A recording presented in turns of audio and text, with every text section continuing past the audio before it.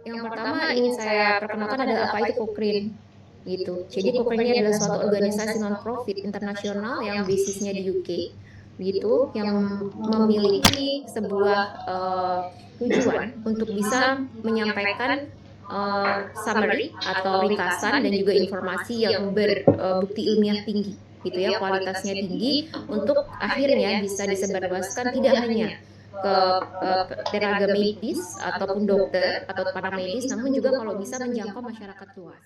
Dan sampai saat ini memang Cochrane ini menjadi kolaborator dari WHO ya untuk pembuatan guideline yang selalu meminta kami dari Cochrane untuk menyediakan bukti-bukti ilmiahnya. Jadi saya kira ini sangat relevan kalau misalnya kemudian kita bisa memberikan sumbangsih gitu ya kepada Kementerian Kesehatan untuk menyediakan terjemahan dari Cochrane findings ini untuk bisa digunakan oleh halayak luas, bukan hanya dari Kementerian Kesehatan untuk pengambilan kebijakan, tapi betul-betul sampai dengan klinisi, perawat, bahkan pasien.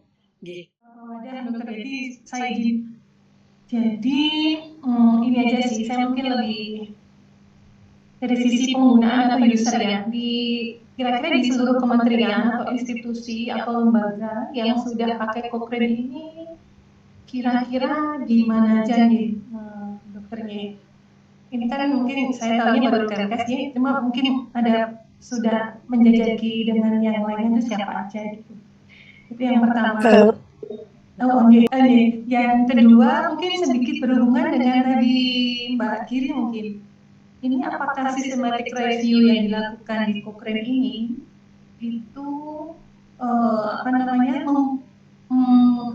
mengakses juga gitu ya penelitian atau research yang ada di jurnal-jurnal lain, misalnya di Lancet atau di British Journal atau apakah seperti itu atau memang dia khusus ditulis oleh author si Cochrane kemudian diterjemahkan ke dalam translasi yang digunakan ini gitu.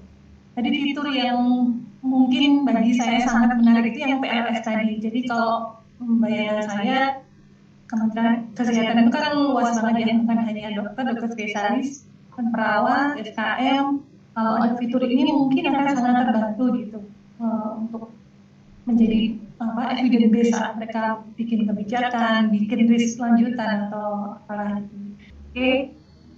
Terus yang berikutnya sih tadi dengan PLS tadi kan dalam 2 minggu kan sudah dikembangkan ini ya langsung video.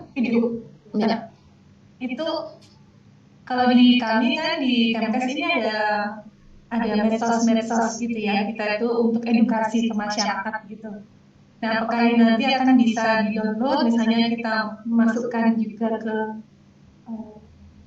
medsos Kemkes gitu misalnya ya, untuk biasa ada di masyarakat banyak kurang pas gitu pengertian tentang satu atau dua penyakit, itu bisa kita download misalnya, kita masukkan ke medsos Kemkes itu bisa jadi berarti. Iya. Kita akan sangat senang tentunya kalau misalnya itu bisa. Sebetulnya ini juga salah satu hal yang ingin saya tanyakan kepada Bu Indri dan teman-teman, apa yang kemudian bisa kita lakukan agar diseminasi hasil terjemahan PLS ini bisa lebih luas begitu. Karena selama ini media sosial ataupun website yang kita lakukan, yang kita gunakan untuk diseminasi adalah dari Cochrane Indonesia, baik itu X-nya Cochrane Indonesia, Instagram Cochrane Indonesia, dan juga web dari Cochrane Indonesia. Nah, dan sekarang video karena sebetulnya baru dua dan itu tadi salah satunya, dan beberapa kemarin masih ada memberi masukan, misalnya tadi mungkin suaranya dengan AI, tapi tadi maaf ya suaranya tidak terdengar ya saya. Jadi suaranya dengan dari AI misalnya begitu, kemudian ada usulan juga, kami juga termasuk meminta saran dari volunteer translator kita, karena pasti kan ada yang mungkin backgroundnya lebih high tech ya untuk teknologi, jadi bahkan mungkin dari Kemenkes juga banyak yang dari teknologi informasi mungkin yang bisa memberikan kita masukan. Kemarin ada masukannya adalah salah satu tadi dari Dr. Dedi juga, suaranya dengan AI gitu, kurang membumi gitu, jadi terlalu kaku. Kemudian yang kedua ada yang kata-katanya tadi jangan perkata misalnya, jadi langsung dalam kalimat sehingga tidak ambigu misalnya begitu. Lalu masukannya lagi adalah mendatangkan ahli gitu. Bener nggak sih, misalnya itu sudah bisa dilakukan di Indonesia atau tidak misalnya, atau misalnya tidak dilakukan di Indonesia kenapa tidak bisa begitu. Nah, karena kita prosesnya ini baru 2 minggu terakhir, jadi apa yang bisa kita lakukan baru membuat video tadi Bu Indri gitu.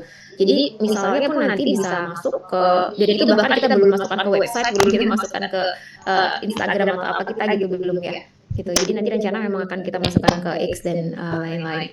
Dan tentunya kalau misalnya Kemenkes bisa masuk ke media sosial, kita juga bisa ini media sosial kita ya sama-sama gitu, nggak apa-apa kan ya, yang kemudian nanti orang bisa menjangkaunya lebih luas.